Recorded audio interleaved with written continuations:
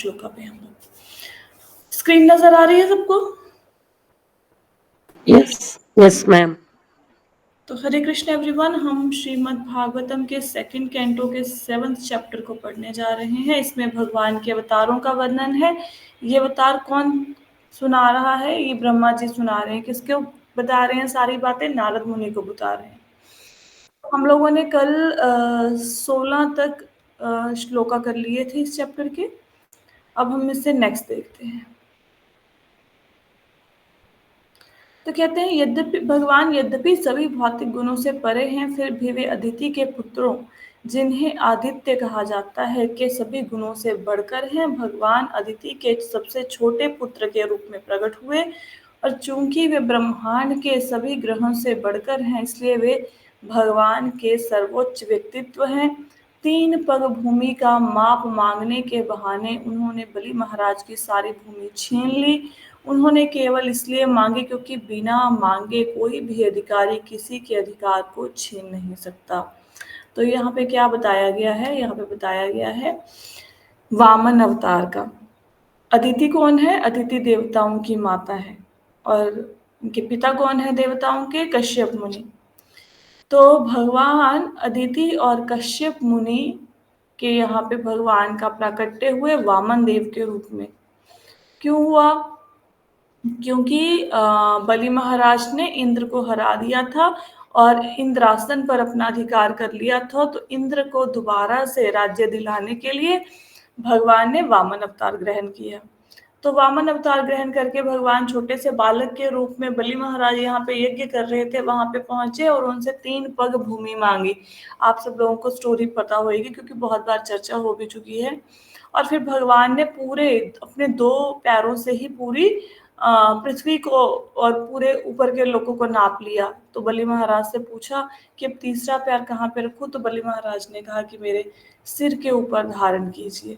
तो वो वामन देव भगवान का यहाँ पे जिक्र हुआ है। तो 17th श्लोक में हमने पढ़ा वामन अवतार के विषय में। आई होप सो कि सबको वामन अवतार पता है ना? यस माता जी। तो बहुत हाँ जी। There is a function at Kerala. It is called Onam. After the harvesting festival, when the granaries are full, we used to celebrate the returning of Vamana. Vamana got a blessing when he was sent to Patala. He asked permission to visit his subjects yearly once. It is called Onam celebration. We are celebrating it every year. Yes. You are very right. When Maharaj Bali went to Patal, then he asked that I want to meet my people every year. So Vaman Dev said, okay. So it believes that it is being believed that Bali Maharaj comes to meet his people every year on this Onam festival. I think so. I have also read this story somewhere. I think in the books of Vyom. Right, ठीक है। तो अभी baby ji ने बताया कि in Kerala there is a festival Onam. वहां पे एक फेस्टिवल होता है ओनम। वो ओनम का फेस्टिवल क्यों मनाते हैं? ऐसा माना जाता है कि बलि महाराज को जब पाताल भेज दिया गया, तो पाताल वो बलि महाराज ने ऐसा वर मांगा कि हर साल मैं अपनी प्रजा को मिलने आऊं। मतलब तो ओनम के फेस्टिवल पे बलि महाराज अपनी प्रजा को मिलने आते हैं, ऐसा माना जाता है। तो वामन देव ने उनको ये आशीर्वाद दिया। मैंने ये ऐसा पढ़ा था कहीं पे। आगे चलते हैं। भगवान के चरण कमलों से धुले जल को अपने सिर पर धारण करने वाले बलि महाराज ने अपने गुरु द्वारा मना किए जाने के बावजूद अपने वचन के अलावा किसी और बात के बारे में नहीं सोचा। राजा ने भगवान के तीसरे चरण की माप को पूरा करने के लिए अपना निजी शरीर समर्पित कर दिया। ऐसे व्यक्तित्व के लिए स्वर्ग का राज्य भी, जिसे उसने अपनी शक्ति से जीता था, कोई मूल्य नहीं रखता था। तो कहते हैं कि जब बलि महाराज से वामन देव ने 3 पग भूमि मांगी, तो उनके गुरु ने मना किया, शुक्राचार्य ने, कि विष्णु है और आपको छलने के लिए आए हैं, आप इनको 3 पग भूमि मत दीजिए। लेकिन बलि महाराज कहते हैं कि भले ही ये भगवान है और मुझे छलने के लिए भी आए हैं, तब भी मैं अपने वचन से नहीं फिरूंगा। तो उन्होंने अपने गुरु की आज्ञा का इवन उल्लंघन करके भगवान को 3 पग भूमि दी। उन्होंने ऐसा वचन दिया कि मैं आपको 3 पग भूमि दूंगा। तो भगवान इससे बहुत प्रसन्न हुए और बलि महाराज को पाताल का राजा बनाया। और अभी आने वाले मनवंतर में बलि महाराज स्वर्ग के राजा इंद्र को वो कर देंगे, रिप्लेस कर देंगे, वो इंद्र बन जाएंगे। वो हम देख नहीं पाएंगे वो समय, क्योंकि वो आने वाले मनवंतरों में होगा, ऐसी भविष्यवाणी श्रीमद् भागवतम में की गई है। आगे चलते हैं। हे नारद, भगवान ने अपने हंस अवतार में तुम्हें भगवान के विज्ञान और उनकी दिव्य प्रेममयी सेवा के बारे में सिखाया था। तुम्हारी भक्ति में इस सेवा के कारण वे तुमसे प्रसन्न हुए। उन्होंने तुम्हें भक्ति में इस सेवा का पूरा विज्ञान भी स्पष्ट रूप से समझाया, जो विशेष रूप से उन लोगों के समझने योग्य है जो वासुदेव के प्रति समर्पित आत्मा है। यहाँ भगवान के हंसावतार का वर्णन हो रहा है। आपको पिछले अध्यायों में पढ़ाया था ना कि जो सतयुग है भगवान उसमें श्वेत रूप में आते हैं, त्रेता में भगवान किस रूप में आते हैं, लाल रंग के भगवान आते हैं, और द्वापर में आते हैं श्वेत वर्ण में, और कलयुग में आते हैं गौर वर्ण में। ठीक है, तो जब सतयुग की बात हुई थी कि भगवान श्वेत रंग में आते हैं, तो ये हंस अवतार की बात हुई है। हंस सफेद होता है ना।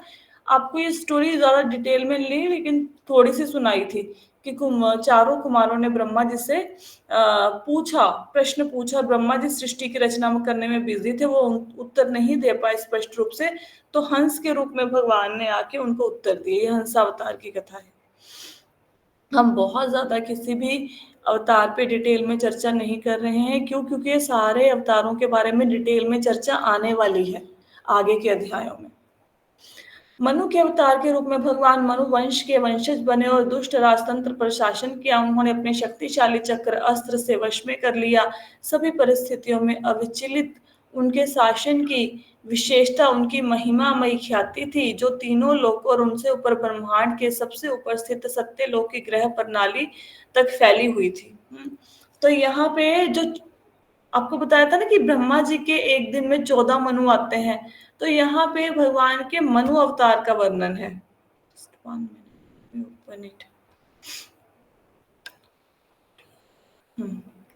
तो यहाँ पे भगवान के मनु अवतार का वर्णन है कि भगवान हर मनवंतर में भी आते हैं ना, तो मनु अवतारों का वर्णन है। हर मनवंतर में हर मनवंतर तो समझते हैं ना, समझाया था पिछले चैप्टर में, तो उसमें भगवान अवतार लेते हैं, उसका वर्णन है यहाँ पे। एक मिनट,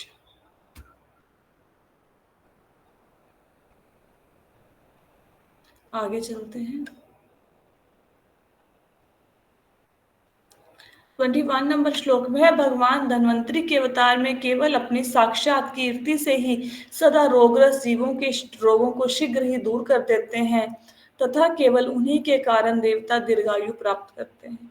इस प्रकार भगवान का व्यक्तित्व सदैव महान होता है। उन्होंने यज्ञों से भी अंश प्राप्त किया, तथा उन्होंने ब्रह्मांड में चिकित्सा विज्ञान या औषधि के ज्ञान का उद्घाटन किया। यहाँ पे कौन से अवतार का वर्णन है? यहाँ पे धन्वंतरी अवतार का वर्णन है। धन्वंतरी कौन है? ऐसा समझ लो कि वो देवताओं के आयुर्वेदिक डॉक्टर है। तो इस जगत में जो चिकित्सा विज्ञान है, जो आयुर्वेद का विज्ञान है, वो किसने दिया? वो धन्वंतरी भगवान ने दिया। धन्वंतरी कहाँ से प्रकट हुए थे? सागर मंथन के समय प्रकट हुए थे धन्वंतरी। उस अवतार का वर्णन है आगे। जब क्षत्रिय कहलाने वाले शासक नरक में कष्ट भोगने की इच्छा से परम सत्य के मार्ग से विमुख हो गए, तब भगवान ने परशुराम के रूप में अवतार लेकर उन अवांछित राजाओं को उखाड़ फेंका जो पृथ्वी के कांटों के समान प्रतीत होते थे। इस प्रकार उन्होंने अपनी तीक्ष्ण धार वाले छुर से क्षत्रियों को 3 बार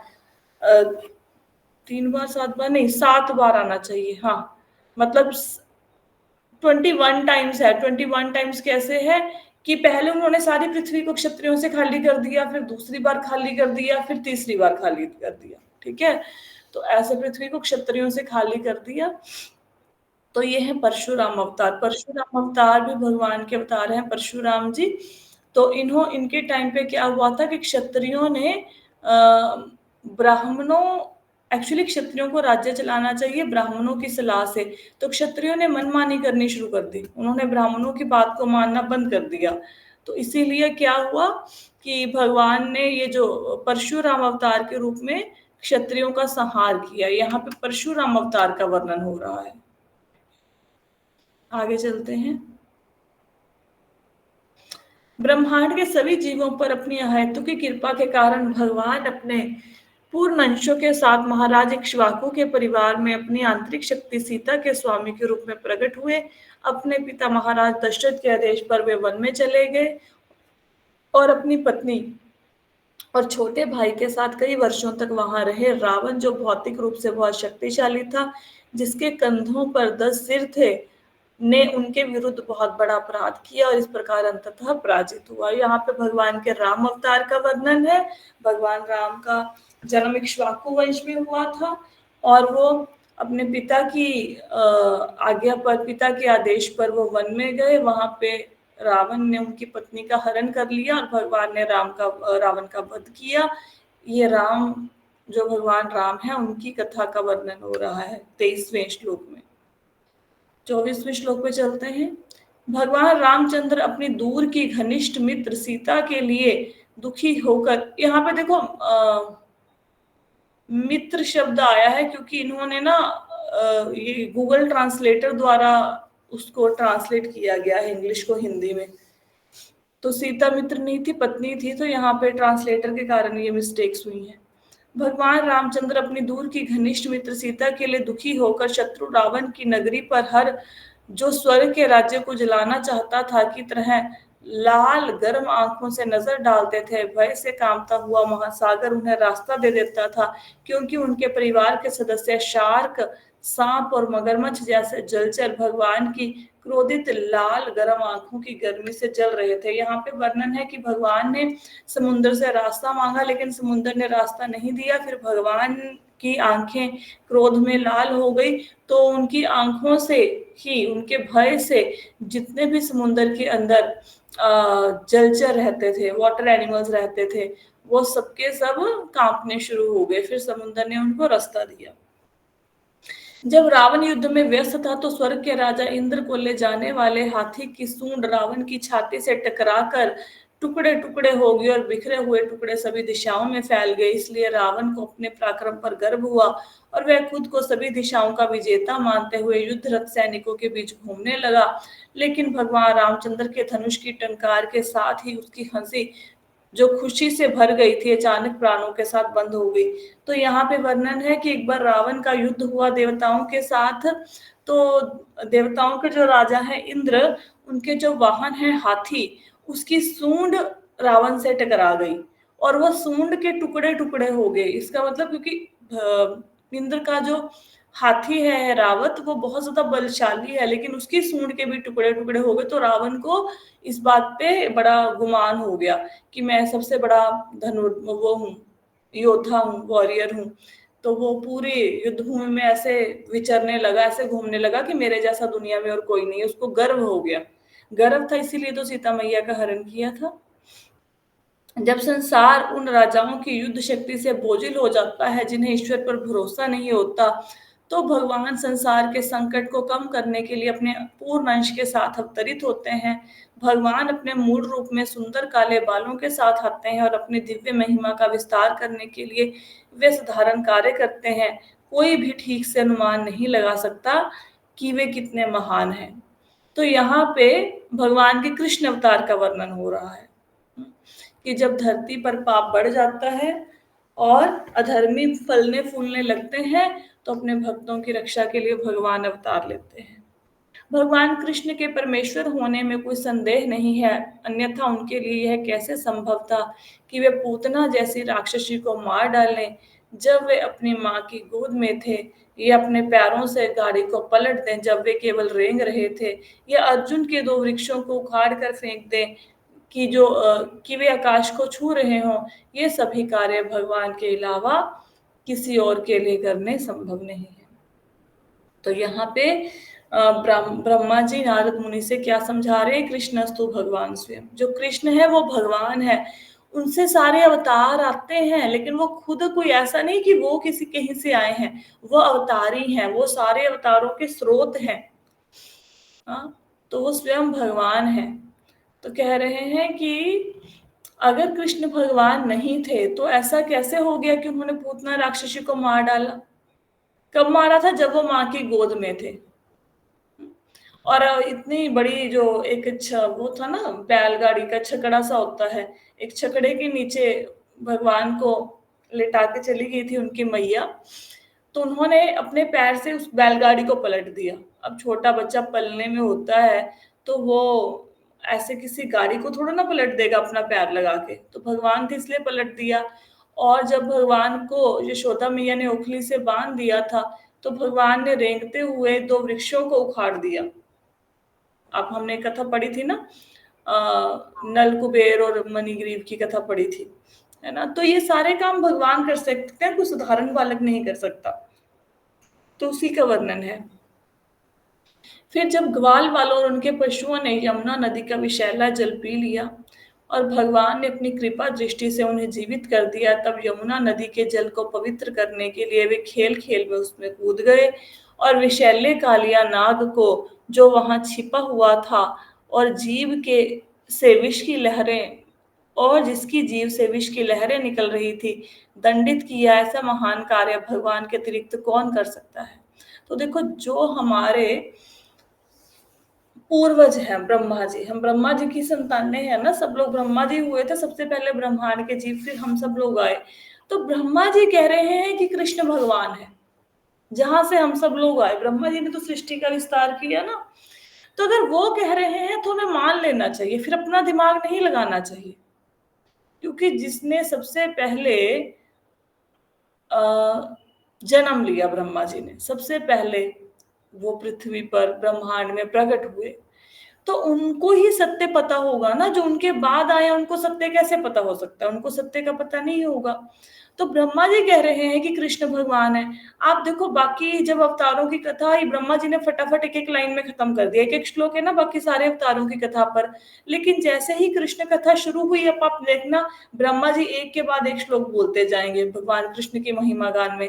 क्यों बोल रहे हैं? क्योंकि वो स्थापित करना चाहते हैं कि कृष्ण ही भगवान है। वो लोगों के भ्रम को दूर करना चाहते हैं कि जो इधर उधर घूम रहे हैं, वो इस बात को समझे कि जिस भगवान को आप ढूंढ रहे हो, कभी ब्रह्म ज्योति में, कभी देवी देवताओं में, वो भगवान कृष्ण ही है। और फिर इस बात की सत्यता को स्थापित करने के लिए भगवान के दिव्य कार्यकलापों के बारे में बता रहे हैं कि भगवान कृष्ण ने जो दिव्य कार्यकलाप किए, वो किसी साधारण मनुष्य के बस की बात नहीं थी, साधारण बालक के बस की। तो आगे कालिया नाग को जो भगवान ने नथा था, उस घटना का वर्णन है कि यमुना नदी का जल विषैला हो गया था, उसको पीने से मतलब ग्वाल बाल पशु उनकी मृत्यु हो रही थी। तो भगवान ने यमुना के अंदर जाके कालिया नाग को नथा, ये वर्णन हो रहा है। कालिया नाग के दंड के दिन की रात्रि में जब ब्रजभूमि के निवासी निश्चिंत होकर सो जाते, सूखे पत्तों के कारण वन में आग लग गई और ऐसा प्रतीत होने लगा कि सभी निवासी अवश्य ही मारे जाएंगे। परंतु भगवान ने बलराम सहित अपनी आंखें बंद करके उन्हें बचा लिया। भगवान के ऐसे अलौकिक कार्य हैं। ये किस घटना का वर्णन हो रहा है, किसी को पता है? माता जी, एक बार जब वन में गए थे तो वो लोग सोए हुए थे और आग लग गई थी। वो भी कोई शायद राक्षस ही आया था। जब भगवान ने कालिया नाग को नथा ना, तो कालिया नाग को नथने के बाद वहां पे ना, इस सारी घटना में रात हो गई, मतलब शाम का समय हो गया, संध्या का। तो ब्रिजवासियों ने सोचा कि अब घर पे नहीं जाएंगे, अब यहीं यमुना के किनारे रात बिता लेते हैं। तो सारे ब्रजवासी यमुना नदी के किनारे रात बिताने के लिए सो गए। तो जब सारे ब्रजवासी सो रहे थे, तो पूरे जंगल में आग लग गई। जब आग लग गई तो भगवान ने क्या किया? भगवान ने वो सारी आग को पी लिया और सारे ब्रजवासियों को बचा लिया। किसी को नहीं पता था कि आग लग गई। तो उस घटना का वर्णन हो रहा है। लिखा है ना, कालिया नाग के दंड के दिन की रात्रि में। देख, पढ़ो ना आप हिंट नहीं लेते श्लोक से। कालिया नाग के दंड के दिन की रात्रि में, कि जब कालिया नाग को पनिशमेंट दी उस दिन को जो रात हुई। क्लियर हो गया? आगे चलते हैं। जब गोपिका कृष्ण की पालक माँ यशोदा अपने बेटे के हाथ रस्सी से बांधने की कोशिश कर रही थी तो उसे रस्सी हमेशा छोटी लगती थी, और जब उन्हें उसने अंततः हार मान ली तो भगवान कृष्ण ने धीरे धीरे अपना मुख खोला, जिसमें माँ ने सभी ब्रह्मांडों को स्थित पाया। यह देखकर उसके मन में संदेह हुआ, लेकिन वह अपने बेटे की रहस्यमय प्रकृति के बारे में एक अलग तरह से आश्वस्त थी। यहाँ पे ये बताया गया है कि यशोदा मैया को बहुत बार भगवान ने अपनी शक्ति के विषय में बताया। जैसे भगवान ने मुख खोला तो भगवान के मुख के अंदर सारे ब्रह्मांड नजर आए, और यशोदा मैया ने जब भगवान को बांधना चाहा तो वो रस्सी लेके आती थी और रस्सी छोटी पड़ जाती थी। पूरे घर की रस्सियां लग गई लेकिन भगवान नहीं बंधे। तो यशोदा मैया इन सारी चीजों को देखते हुए भी, क्योंकि भगवान ने योग माया से पर्दा डलवा रखा था यशोदा मैया के ऊपर, तो यशोदा मैया को ये नहीं लगता था कि कृष्ण भगवान है। उनको लगता था कि भगवान की दया है कि मेरा बालक हर बार बच जाता है, क्योंकि भगवान यशोदा मैया के साथ प्रेम का आदान प्रदान करना चाहते थे, माँ के रूप में, माँ बेटे के रूप में। और अगर सपोज यशोदा मैया ये जान जाती कि कृष्ण ही भगवान है, फिर वो अपने बेटे के रूप में उनको छड़ी लेके पीछे पीछे ना भाग पाती, उनको डांट ना पाती, उनको ओखली से बांध ना पाती। तो लीला करने के लिए भगवान ने उनको ये भुलवा दिया। हर घटना के बाद वो भूल जाती थी कि ये भगवान है। इतने बड़े बड़े राक्षसों को भगवान ने मारा, लेकिन फिर भी यशोदा मैया को ये लगता था कि मेरा बच्चा भगवान नहीं है, ये तो भगवान की कृपा है कि हर बार वो संकट से बच जाता है। भगवान कृष्ण ने अपने पालक पिता नंद महाराज को वरुण देवता के भय से बचाया और ग्वाल बालों को पर्वत की गुफाओं से मुक्त किया, क्योंकि उन्होंने माया के पुत्र ने वहां रखा था। इसके अलावा वृंदावन के निवासियों को, जो दिन में काम करने में व्यस्त रहते थे और दिन भर अपने कठोर परिश्रम के कारण रात में चैन की नींद सोते थे, भगवान कृष्ण ने आध्यात्मिक आकाश में सर्वोच्च लोक में पदोन्नति प्रदान करी। ये सब कार्य दिव्य हैं तथा निस्संदेह उनके ईश्वरत्व को प्रमाणित करते हैं। तो यहाँ पे क्या बताया गया कि नंद महाराज को एक बार वरुण देवता के सिपाही पकड़ कर ले गए थे, तो भगवान ने उनको बचाया था। उस घटना का वर्णन है। ऐसे ही ग्वाल वालों को किसी राक्षस ने बंद कर दिया था गुफा में, वहां से उनको बचा के लेके आए थे भगवान कृष्ण। तो कहते वृंदावन के निवासी क्या करते थे, दिन भर मेहनत करते थे, रात को सो जाते थे और वो भगवान कृष्ण की लीलाओं का स्मरण करते थे, उनके साथ समय बिताते थे। तो भगवान ने उनको अपने धाम में ले गए। मतलब जब उनकी लीलाएं यहाँ से खत्म होगी भगवान कृष्ण की, तो सबको अपने गोलोक वृंदावन में ले गए। इसका वर्णन है। जब वृंदावन के ग्वालों ने कृष्ण के निर्देश पर स्वर्ग के राजा इंद्र को बलि देना बंद कर दिया, तो व्रज के नाम से जाने जाने वाला पूरा भूभाग 7 दिनों तक लगातार भारी बारिश से बह जाने का खतरा बन गया। भगवान कृष्ण ने व्रज के निवासियों पर अपनी हेतु की कृपा के कारण गोवर्धन नामक पर्वत को केवल एक हाथ से उठाया। हालांकि वे केवल 7 वर्ष के थे, उन्होंने जानवरों को पानी के हमले से बचाने के लिए ऐसा किया। तो यहाँ पे गोवर्धन लीला का वर्णन है कि ब्रिज के निवासी गोवर्धन की पूजा करते थे और भगवान ने बोला नहीं, इंद्र की पूजा करते थे। भगवान ने बोला गोवर्धन की पूजा करो, तो इंद्र की पूजा बंद कर दी, गोवर्धन की पूजा करी। इंद्र ने गुस्से होकर सोचा पूरे ब्रिज को डुबो दूं, और 7 दिन तक उसने बारिश करी, बहुत भयंकर बारिश करी, समंतक बादलों को भेज के। समंतक बादल वो बादल होते हैं जो प्रलय के समय बारिश करते हैं। उनकी एक एक बूंद एक एक खंबे जितनी बड़ी होती है, बहुत भयंकर बादल होते हैं। तो लेकिन भगवान ने अपने छोटी उंगली के नख पर गोवर्धन पर्वत को धारण किया और फिर सब लोगों की रक्षा करी। भगवान गोवर्धन लीला का वर्णन है। आपने देखा कि कितने श्लोक हैं भगवान कृष्ण के ऊपर ब्रह्मा जी के द्वारा बोले गए। बाकी अवतारों में किसी के ऊपर बोले गए हैं नहीं ना। तो भगवान कृष्ण की महानता को स्थापित करना चाहते हैं। जब भगवान के ग्वालों ने कृष्ण के निर्देश पर स्वर्ग के राज्य हो गया, जब भगवान वृंदावन के वन में रास नृत्य की लीला में मगन थे तथा मधुर और मधुर गीतों द्वारा वृंदावन वासियों की पत्नियों की काम वासनाओं को उत्तेजित कर रहे थे, तो स्वर्ग के कोषाध्यक्ष कुबेर के धनी अनुयायी शंखचूड़ नामक राक्षस ने स्त्रियों का अपहरण कर लिया। तब भगवान ने उसका सिर धड़ से अलग कर दिया। तो इसमें ये वर्णन है कि एक बार भगवान गोपियों के साथ रासलीला कर रहे थे, इतने में कुबेर है, जो धन के देवता है कुबेर, उनका एक अनुयायी, उनका एक फॉलोअर था जिसका नाम था शंखचूड़। वो आया और उसने वहां पे स्त्रियों को किडनैप करना शुरू कर दिया, गोपियों को। फिर भगवान ने शंखचूड़ को मारा, उसका सिर धड़ से अलग कर दिया। उस घटना का वर्णन है। आगे चलते हैं। ये सारी घटनाओं को आप डिटेल में पढ़ेंगे। ये भगवान कृष्ण की जो लीलाएं हैं 10th कैंटो में पढ़ेंगे। प्रलंब धेनुक बक केशी अरिष्ट चानूर मुष्टिक वल्यापीड़ हाथी कंस यवन नरकासुर और पौंड्रक जैसे सभी राक्षस व्यक्तित्व, शाल व द्विविध बंदर और वल्वल जैसे महान सेनापति, दंत वक्र, सात बैल, शंभर, विदुरथ और रुक्मी, और साथ ही कंभोज, मत्स्य, कुरु, सृंजह और केके जैसे महान योद्धा, सभी या तो सीधे भगवान हरि के साथ या उनके बलदेव, अर्जुन, भीम आदि नामों के साथ जोरदार युद्ध करेंगे। और इस प्रकार मारे जाने पर राक्षस या तो निराकार ब्रह्म ज्योति को प्राप्त करेंगे या वैकुंठ में उनका निजी धाम को प्राप्त करेंगे।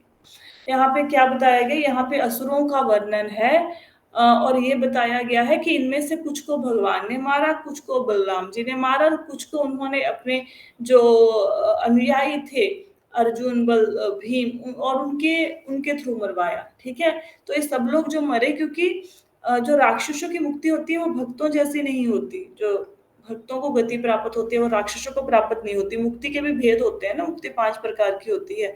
तो भगवान ने इन लोगों को जो उनके हाथों से या बलराम जी, भीम, अर्जुन के हाथों से मरे, कईयों को तो वो ब्रह्म ज्योति प्राप्त हुई भगवान की और कई भगवान के बैकुंठ धाम में गए। हाँ, मुक्ति सबकी हुई लेकिन अलग अलग प्रकार की मुक्ति हुई। आगे चलते हैं। सत्यवती व्यासदेव के पुत्र के रूप में अवतार लेने पर भगवान स्वयं यह समझाएंगे कि अल्पायु और अल्प बुद्धि व्यक्तियों के लिए वैदिक साहित्य का संकलन करना अत्यंत कठिन है। इस प्रकार वे वैदिक ज्ञान के वृक्ष को युग विशेष की परिस्थितियों के अनुसार विभिन्न शाखाओं में विभाजित कर देंगे। यहाँ भगवान के साहित्य अवतार का वर्णन हुआ है। साहित्य अवतार कौन है? व्यासदेव जी। तो जो व्यासदेव जी हैं, पहले एक ही वेद होता था। भगवान बता रहे हैं, ब्रह्मा जी बता रहे हैं कि आने वाले समय में व्यासदेव जी जो एक वेद है इसको आगे 3 भागों में और विभाजित कर देंगे और 4 वेद बन जाएंगे। क्यों करेंगे ऐसा? क्योंकि कलयुग के लोगों के लिए इसको याद करना कठिन है, इसको समझना, तो इसलिए 4 भागों में डिवाइड कर देंगे कैटेगरीज वाइज। जब नास्तिक लोग वैदिक विज्ञान में पारंगत होकर महान वैज्ञानिक मय द्वारा निर्मित सुनिर्मित रॉकेटों पर सवार होकर आकाश के अदृश्य रूप में उड़ते हुए विभिन्न ग्रहों के निवासियों का विनाश करेंगे, तब भगवान बुद्ध का आकर्षक वेश धारण करके उनके मन को मोह लेंगे और धार्मिक सिद्धांतों पर उपदेश देंगे। यहाँ पे क्या बताया गया? यहाँ पे बताया गया है बुद्ध अवतार के बारे में बताया गया है। ये अवतार अभी हुआ नहीं है, ये फ्यूचर टेंस में यूज हो रहा है ना। ये देखो कि ऐसा होगा कि बुद्ध भगवान का अवतार होगा। तो बुद्ध भगवान के अवतार के बारे में यहाँ पे थोड़ा हिंट दिया गया है, भगवान बुद्ध के रूप में आएंगे। तत्पश्चात कलयुग के अंत में जब तीनों उच्च जातियों के तथाकथित संतों और सम्माननीय सज्जनों के निवासियों पर भी भगवान के विषय में कोई चर्चा नहीं होगी, तथा तब जब शासन की शक्ति निम्न श्रेणी के शूद्रों या उससे भी निम्न श्रेणी के लोगों द्वारा निर्वाचित मंत्रियों के हाथ में चली जाएगी, तथा जब यज्ञ की विधियों के बारे में जहां तक कि शब्दों से भी कुछ भी ज्ञात नहीं होगा, उस समय भगवान परम दंडदाता के रूप में प्रकट होंगे। यहाँ भगवान के कल की अवतार के बारे में बताया गया है कि बहुत ज्यादा जब अधर्म बढ़ जाएगा पृथ्वी पर तो भगवान कल की अवतार लेंगे। आगे, सृष्टि के आरंभ में तप मैं ब्रह्मा तथा प्रजापति जो सृष्टि की उत्पत्ति करते हैं, फिर सृष्टि के पालन के समय भगवान विष्णु नियंत्रण शक्ति वाले देवता तथा विभिन्न लोकों के राजा हैं, किंतु अंत में अधर्म है। फिर भगवान शिव तथा क्रोध से भरे नास्तिक आदि हैं। ये सभी भगवान शक्ति, परम शक्ति भगवान की शक्ति के विभिन्न प्रतिनिधि रूप है। इसमें क्या बताया है कि जो मैं ब्रह्मा हूँ और जो भगवान सृष्टि का पालन करते हैं और जो शिव सृष्टि का विनाश करते हैं, ये कौन है? ये भगवान की ही शक्तियां हैं, उनके ही रिप्रेजेंटेटिव हैं। तो यहाँ पे गुणावतारों का वर्णन हो रहा है। हमने पहले पढ़ लिया ना 6 प्रकार के अवतार, गुणावतार, लीलावतार, पुरुषावतार, मनवंतर अवतार, युगावतार, लीलावतार। ये सारे हम पढ़ चुके हैं पिछले के उसमें लेक्चर्स में, बता दिया इसके बारे में। भगवान विष्णु के पराक्रम का पूर्ण वर्णन कौन कर सकता है? यहाँ तक वैज्ञानिक भी जो ब्रह्मांड के परमाणुओं की गणना कर सकता है, ऐसा नहीं कर सकता, क्योंकि वे ही है जो अपने त्रिविक्रम रूप में अपना पैर बिना किसी प्रयास के सबसे ऊपर सत्यलोक से आगे बढ़कर प्रकृति के तीनों गुणों की तटस्थ अवस्था तक पहुंचाया और सभी हिल गए। तो कह रहे हैं कि भगवान विष्णु के गुणों का कोई भी पूर्ण रूप से वर्णन नहीं कर सकता। ये पॉसिबल है कि कोई सृष्टि के अणुओं परमाणुओं को गिन ले, ठीक है, एटम्स को गिन ले, लेकिन ये पॉसिबल नहीं है कि भगवान के अवतारों को के बारे में जान सके, भगवान की शक्तियों के बारे में जान सके। भगवान इतने महान है कि अपने एक ही पैर से पूरे लोकों को माप दिया, सत्यलोक तक चला गया उनका पैर, है ना, वामन देव के रूप में। तो कोई भी ऐसा नहीं है जो भगवान के बारे में पूरी तरह से जान सके या उनके गुणों तक पहुंच सके, उनकी बराबरी कर सके।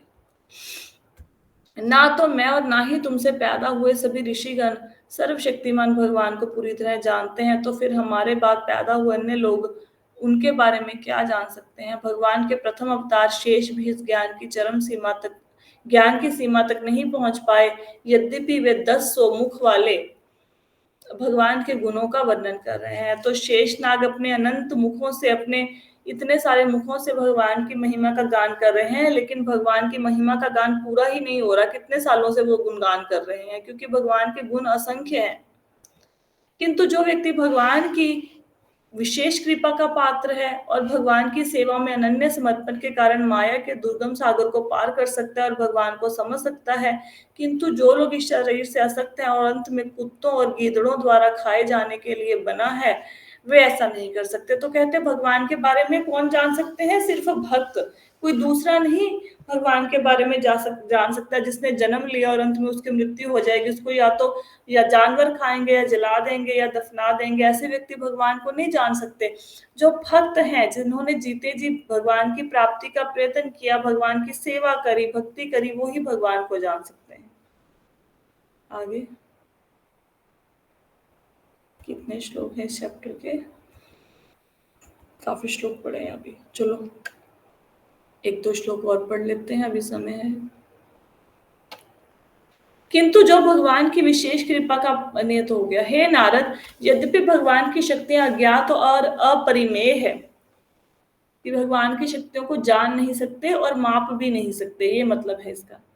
फिर भी चूंकि हम शरणागत आत्माएं हैं, अतः हम जानते हैं कि वे योग माया शक्तियों के माध्यम से किस प्रकार कार्य करते हैं। इसी प्रकार भगवान की सर्व शक्तियां सर्वशक्तिमान शिव को भी ज्ञात है। नास्तिक परिवार के महान राजा अर्थात प्रहलाद महाराज, स्वयंभू मनु, उनकी पत्नी शतरूपा, उनके पुत्र पुत्रियां जैसे कि प्रियव्रत, उत्तानपाद, आकुति, देवहूति, प्रसूति, प्राचीन महिषी, ऋभु, वेन के पिता अंग महाराज ध्रुव, इक्ष्वाकु, एल, मुचुकंद महाराज जनक, गाधी, रघु, अम्बरीश, सगर, गय, नहुष, मानधाता, अलर्क, शतधन्वे, अनुरंतिदेव, भीष्म, बलि, अमृत राय, दिलीप, सोभरी, उत्तंक, शिभी, देवल, पिपलाद, सारस्वत, उद्धव, पराशर, भूरिशेन, भिभीषण, हनुमान, सुखदेव गोस्वामी, अर्जुन, अरिष्टसेन, विदुर, शुतदेव आदि। तो यहाँ पे एक तो 12 महाजनों के बारे में बताया गया है और भगवान के भक्तों के बारे में बताया गया है, जिनको भगवान के विषय में ज्ञात है, उनकी शक्तियों के मतलब उनको कुछ हद तक वो समझ सकते हैं। तो ये जितने भी नाम यहाँ पे दिए गए हैं ना, इन सबकी कथाएं आगे के अध्यायों में आएंगी, सबकी एक एक की आएगी। तो यहाँ पे सिर्फ नामों का वर्णन है। यहाँ तक कि पाप में जीवन जीने वालों के समूह जैसे कि स्त्रियां, मजदूर वर्ग, पर्वतारोही, साइबेरिया लोग, यहाँ तक कि पशु और पक्षी भी भगवत विज्ञान के बारे में जान सकते हैं और भगवान के शुद्ध भक्तों के समक्ष आत्म समर्पण तथा उनकी भक्ति में उनके पद चिन्हों का अनुसरण करके मायावी शक्ति के चंगुल से मुक्त हो सकते हैं। तो कहते चाहे कोई मनुष्य निम्न जाति में जन्म क्यों ना ले, चाहे स्त्री ही क्यों ना हो, चाहे कोई विदेश में रहने वाले ही क्यों ना हो, वो सब लोग पशु पक्षी भी क्यों ना हो, वो भगवान के बारे में जान सकते हैं। कैसे? भक्तों के थ्रू। और जैसे भक्तों जिस मार्ग पर चल रहे हैं, भक्त चल रहे हैं, उसी मार्ग पर चलकर वो भी जीवन की सर्वोच्च सिद्धि को प्राप्त कर सकते हैं, भगवान की प्राप्ति कर सकते हैं। यहीं तक करते हैं क्योंकि श्लोक है ना आगे 2 3 4 5 6 7 श्लोक और पढ़े हैं। कि कर ले, हम लोग कर ले, 2 मिनट लगा लें और 3-4 मिनट कर ले, चैप्टर को कंप्लीट कर लेते हैं ना, फिर नया चैप्टर कर लेंगे। जिसे परब्रह्म के रूप में जाना जाता है, वह दुख रहित असीम आनंद से परिपूर्ण है। वह निश्चित रूप से परम भोगी भगवान के व्यक्तित्व का अंतिम चरण है। वह सभी विघ्नों से सदा रहित है और निर्भय है। वह पदार्थ के विपरीत पूर्ण चेतना है और अदूषित भेद रहित। वह सभी कारणों और प्रभावों का मूल आधिकारण है, जिसके सकाम कर्मों का कोई त्याग नहीं है, जिसमें मायावी शक्तियां नहीं टिकती। यहाँ भगवान का वर्णन है पर ब्रह्म के रूप में, कि वो सत्य चित्तानंद से सत्य क्या है, सच्चिदानंद, सत्य चित्त और आनंद वाले हैं भगवान। सबसे अधिक ज्ञान है उन्हें, ज्ञान से पूर्ण है और शाश्वत है और आनंदमय है भगवान। ऐसी दिव्य अवस्था में मन पर कृत्रिम नियंत्रण, मानसिक चिंतन और ध्यान की आवश्यकता नहीं होती, जैसा कि ज्ञानी और योगी करते हैं। मनुष्य ऐसी प्रक्रियाओं को त्याग देता है, जैसे स्वर्ग का राजा इंद्र कुआं खोदने के कष्ट को त्याग देते हैं। तो जैसे स्वर्ग का राजा इंद्र खुद कुआं नहीं खोदेगा, उसके पास इतने देवता है ना, उसने कोई काम करना होगा उनसे करवा लेगा। इसी प्रकार जो भगवान के भक्त हैं, वो ऐसी एक स्थिति पर पहुंच जाते हैं जहां पे उनको ध्यान की जरूरत नहीं पड़ती, उनका मन स्वतः ही भगवान में पूरा दिन लगा रहता है। भगवान सभी शुभ कार्यों के, मेरे को ये चैप्टर कंप्लीट करना है तो मैं फटाफट से श्लोक पढ़ रही हूँ। कोई पढ़ेगा श्लोकों को? अनम्यूट पढ़ करके देते हैं पिताजी। पढ़िए, प्लीज पढ़िए। 49 नंबर से शुरू कर दीजिए। भगवान सभी शुभ कार्यों के सर्वोच्च स्वामी हैं, क्योंकि जीव द्वारा भौतिक या आध्यात्मिक जीवन में किए गए किसी भी कर्म का फल भगवान द्वारा दिया जाता है। इस प्रकार वे परम उपकारक हैं। प्रत्येक जीव अजन्मा है और इसीलिए भौतिक भूत शरीर के विनाश के बाद भी जीव शरीर के भीतर वायु की तरह ही विद्यमान रहता है। रुकिए रुकिए एक मिनट। यहाँ पे क्या बताया गया है कि चाहे हम भौतिक जीवन में कोई काम करें, जैसे हम धन प्राप्ति का प्रयास कर रहे हैं, कोई भी काम करें, कोई भी, चाहे घर के काम ही क्यों ना हो, जो भी हम कर रहे हैं, या आध्यात्मिक जीवन में हम जो भी कुछ कर रहे हैं, माला कर रहे हैं, भगवत गीता भागवतम पढ़ रहे हैं, इन सब का हमें रिजल्ट अल्टीमेटली कौन देगा, इसका हमें इसका क्या बोलते हैं उसको, इनाम कौन देगा, इनका फल हमें कौन देगा? हमारे भौतिक और आध्यात्मिक कार्यों का भगवान देंगे। ठीक है। हम लोगों को जन्मा बताया गया। जन्मा क्यों बताया? क्योंकि हम आत्मा है और आत्मा का कभी जन्म नहीं होता। ठीक है। तो ये बताया गया है कि जीव जन्मा है, मरने के, शरीर के खत्म होने के बाद भी मरेगा नहीं, और वो वायु की तरह, जैसे शरीर के अंदर वायु है, दिखती नहीं है, उसी प्रकार जीव की आत्मा दिखती है नहीं है, लेकिन मरती नहीं। आगे चलिए, पढ़िए आगे। हे मेरे प्रिय पुत्र, मैंने अब उन भगवान का संक्षेप में वर्णन कर दिया है जो इस जगत के रचयिता हैं। उनके बिना दृश्य और अलौकिक अस्तित्वों के अन्य कोई कारण नहीं है। यहाँ पे क्या बताया है कि यहाँ पे ब्रह्मा जी कह रहे हैं कि शॉर्ट में वर्णन किया है मैंने भगवान के अवतारों का, क्योंकि भगवान के अवतार तो असंख्य है ना, तो उनके अवतारों की गणना नहीं हो सकती। सिर्फ शॉर्ट में आपको बताया गया है कुछ अवतारों के बारे में। आगे चलिए। हे नारद, भगवान का यह विज्ञान श्रीमद् भागवतम भगवान ने मुझे संक्षेप में सुनाया था तथा इसे उनकी विविध शक्तियों के संचय के रूप में बताया था। कृपया इस विज्ञान का विस्तार स्वयं करें। तो भगवान ने क्या किया? भगवान ने सबसे पहले श्रीमद् भागवतम का ज्ञान ब्रह्मा जी को दिया था, और बहुत इतनी बड़ी जो हम लोग पढ़ रहे हैं ना श्रीमद् भागवतम, इतनी बड़ी श्रीमद् भागवतम 18,000 श्लोकों वाली नहीं सुनाई थी, भगवान ने 4 श्लोकों में सुनाई थी श्रीमद् भागवतम ब्रह्मा जी को। फिर ब्रह्मा जी ने ये नारद मुनि को सुनाया और उनको बोला कि अभी आप इसका विस्तार करो। फिर नारद मुनि जी ने वेद व्यास को सुनाया, फिर वेद व्यास ने इस भागवतम का विस्तार किया। एक्चुअल में जो भागवतम सुनाई गई थी वो चतुर्श्लोकी भागवतम, अभी आप पढ़ेंगे आने वाले अध्यायों में। भगवान ने ब्रह्मा जी को सुनाई थी, 4 श्लोक सुनाए थे सिर्फ। आगे चलिए। कृपया भगवान के विज्ञान का दृढ़ता पूर्वक तथा इस प्रकार वर्णन करें जिससे मनुष्य के लिए उन भगवान हरि की दिव्य भक्ति विकसित करना पूर्णता संभव हो सके, जो प्रत्येक जीव के परमात्मा तथा समस्त शक्तियों के परम स्रोत हैं। तो यहाँ पे नारद मुनि को कह रहे हैं कि आप इस ढंग से भगवान की घटनाओं, लीलाओं का वर्णन करें, ठीक है, कि ताकि लोगों को उससे आकर्षण पैदा हो, लोगों के मन में भगवान के प्रति। लोग भगवान क्यों लीलाएं करते हैं इतनी सारी दुनिया में आके? वो इसलिए करते हैं ताकि हम उनके प्रति आकर्षित हो और हमारे मन में उनके प्रति प्रेम बढ़े और अंत में हम भगवान की प्राप्ति का प्रयत्न करें। आगे चलिए। भगवान की विभिन्न शक्तियों से संबंधित उनकी गतिविधियों का वर्णन, सराहना और श्रवण भगवान की शिक्षाओं के अनुसार किया जाना चाहिए। यदि यह नियमित रूप से भक्ति और सम्मान के साथ किया जाए तो व्यक्ति निश्चित रूप से भगवान की मायावी शक्ति से बाहर निकल सकता है। तो अगर हम भगवान बताते हैं कि अगर हम श्रीमद् भागवतम भगवत गीता का नित्य प्रति पाठ करें, उनकी शिक्षाओं के अनुसार चलें, उनकी लीलाओं के बारे में श्रवण करें, लोगों को सुनाएं, तो ये माया का चंगुल जो है, माया के चंगुल से हम लोग निकल सकते हैं। अदरवाइज माया को पार करना दुर्जय है। तो यहाँ पे हमारा श्रीमद् भागवतम का second canto 7th chapter complete होता है, जिसका नाम था विशिष्ट कार्यों के साथ अनुसूचित अवतार। इसमें संक्षेप में हम लोगों ने जाना भगवान के अवतारों के विषय में। कल से हम लोग 8th चैप्टर स्टार्ट करेंगे। ठीक है, कोई प्रश्न तो नहीं है किसी को? No question? ठीक है जी, thank you so much everyone for joining the session. Hare Krishna. Hare Hare Krishna माता जी, दंडवत प्रणाम। धन्यवाद। हरे कृष्ण। हरे कृष्ण।